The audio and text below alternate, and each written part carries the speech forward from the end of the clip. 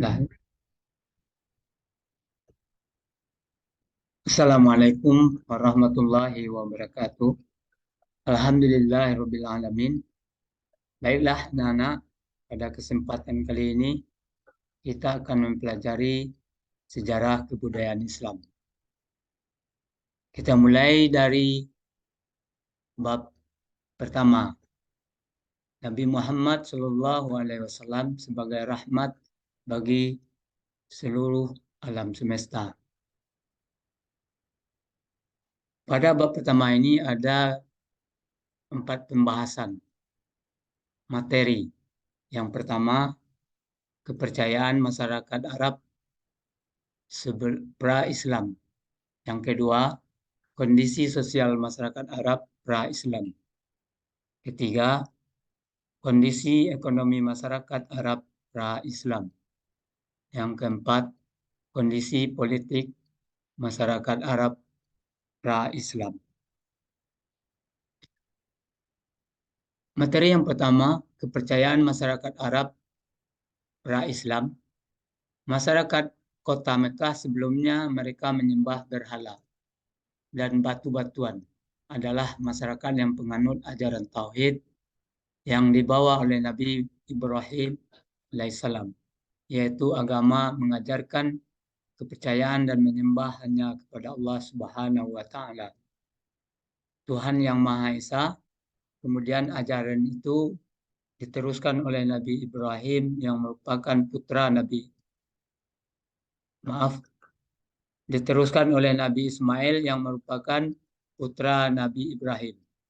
Di antaranya sejumlah ajaran dan kebudayaan Islam yang terpelihara sampai sekarang, seperti Ka'bah, makam Ibrahim, peristiwa kurban. Setelah Nabi Ismail wafat, maka terjadilah terputusannya risalah yang akhirnya mereka menyembah selain Allah Subhanahu wa taala. Proses perpindahan kepercayaan ini bermula ketika salah satu pembesar suku Khuza'ah bernama Amir bin Lu'ay Al-Quzaid pergi ke Sam, Syria. Di kota itu dia melihat penduduk kota Sam melakukan ibadah dengan menyembah berhala. Berhala yang dibawa Amru diberi nama Hubal dan diletakkan di Ka'bah. Berhala Hubal ini menjadi pemimpin berhala lainnya seperti Lata, Uzza, Manna. Adapun tata cara peribadatan mereka dalam menyembah berhala adalah yang pertama, berdiam di sisi berhala, berlindung kepadanya, memuji dan meminta pertolongan kepadanya. Masyarakat Arab Quraisy berkeyakinan bahwa berhala-berhala tersebut dapat memberi syafaat dan pertolongan pada mereka. Yang kedua, ketika berhaji, mereka bertahu mengelilingi berhala-berhala tersebut dan bersujud kepadanya. Ketiga, mendekatkan diri kepadanya dengan memberikan berbagai sesembahan. Ketika menyembelih hewan, mereka menyebut nama-nama berhala itu. Adapun tata cara peribadatan mereka dalam menyembah berhala adalah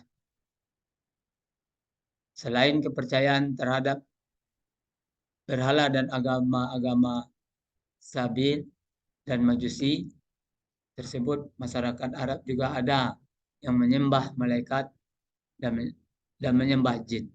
Mereka menganggap malaikat adalah anak Tuhan yang berjenis kelamin perempuan, seperti ditegaskan dalam surat As-Saff ayat 151 sampai 157. Kita masuk ke materi yang kedua, kondisi sosial masyarakat Arab pra-Islam. Bangsa Arab dikenal dengan bangsa ahli syair dan pemberani.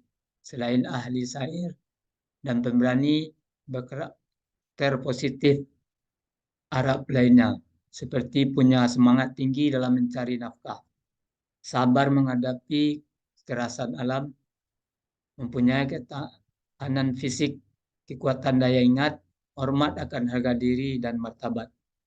Masyarakat yang cinta kebebasan, loyal pada pimpinan, pola hidup yang sederhana, ramah, dan sebagainya. Adapun kebiasaan-kebiasaan buruk mereka adalah minum minuman khamar atau arak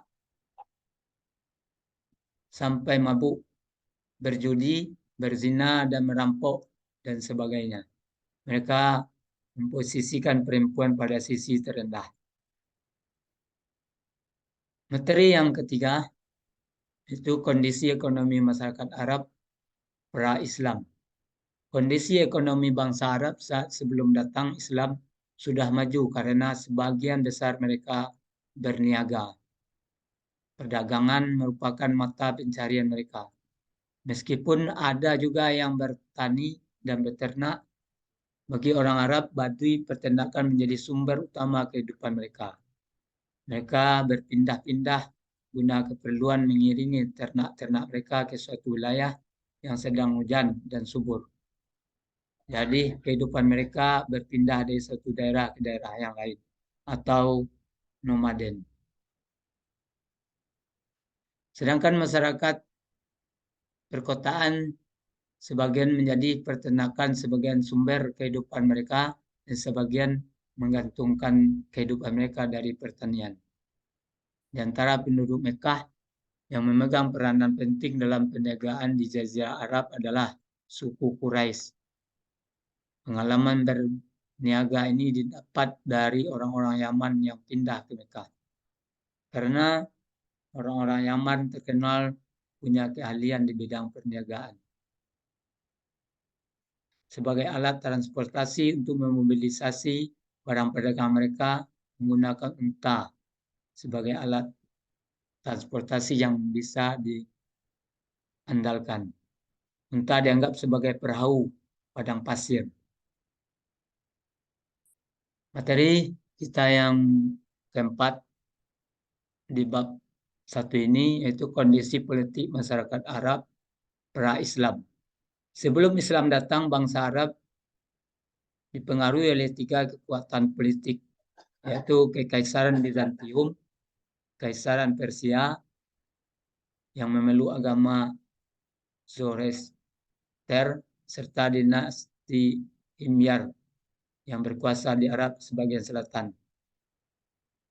Kondisi politik Jazirah Arab terpengaruhi oleh 2 hal, yaitu interaksi dunia Arab dengan Kekaisaran Bizantium dan Persia.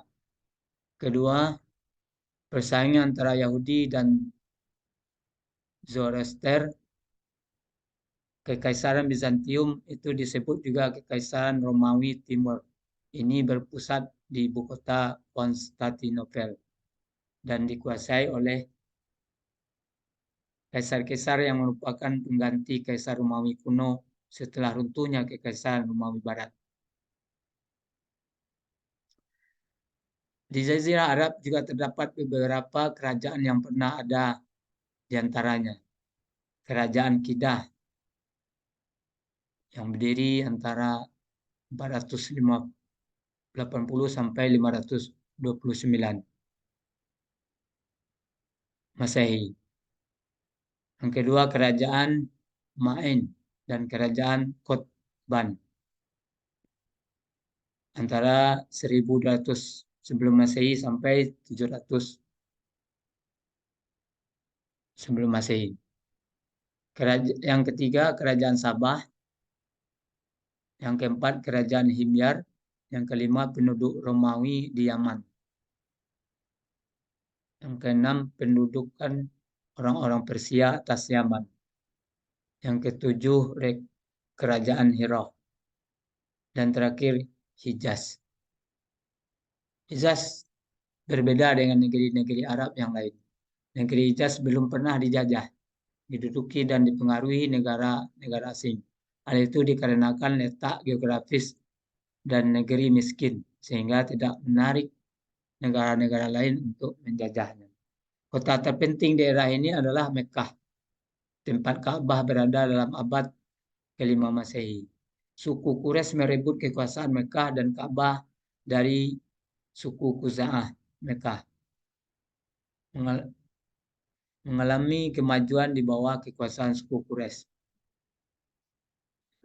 Selanjutnya ada 10 jabatan tinggi yang dibagikan kepada kabilah-kabilah suku Quraisy, yaitu hijabah yang dimaksud dengan penjaga kunci pintu Ka'bah, kemudian sikoyah artinya penjaga mata air Zam-Zam, kemudian diat kekuasaan hakim sipil dan kriminal, kemudian sifarah kuasa usaha negara atau duta, kemudian liwa jabatan ketentaraan,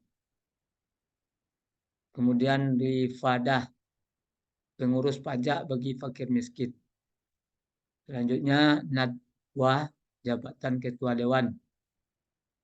Terus kaiman pengurus balai musyawarah. Terus khazinah jabatan administrasi keuangan. Terakhir azlim penjaga panah beramal untuk mengetahui pendapat para dewa-dewa. Baiklah, anak-anak,